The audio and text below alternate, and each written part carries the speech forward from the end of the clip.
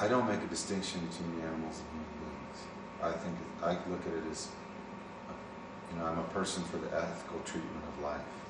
Picked up the newspaper and I saw this on the same page, on the same newspaper, simultaneously an article that was about red meat and its contribution to cancer, particularly colon cancer in men.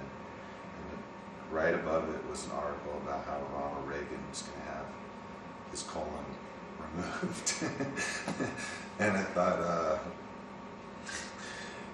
you can't, you're going to have to stop eating red meat. So I cut that out.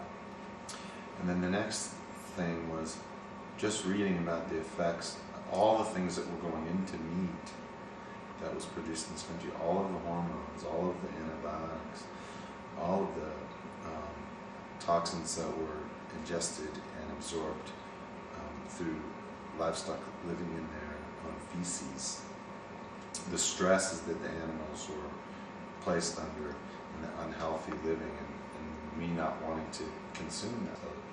A logical extension of my reasoning as time went on to see that the effects that the meat industry was having on water, the effects that the meat industry was having on deforestation, the effects of deforestation and the theft of water was having on indigenous people around the planet, and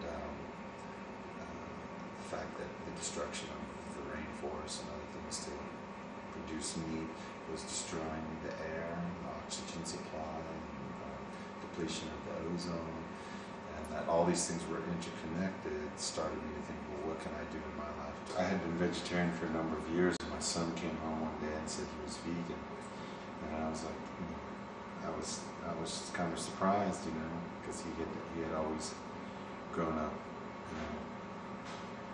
eating at least chicken and fish. Wasn't on like a meat, but it was kind of a shock to me because I never really pushed it on him, but it was always around in the house.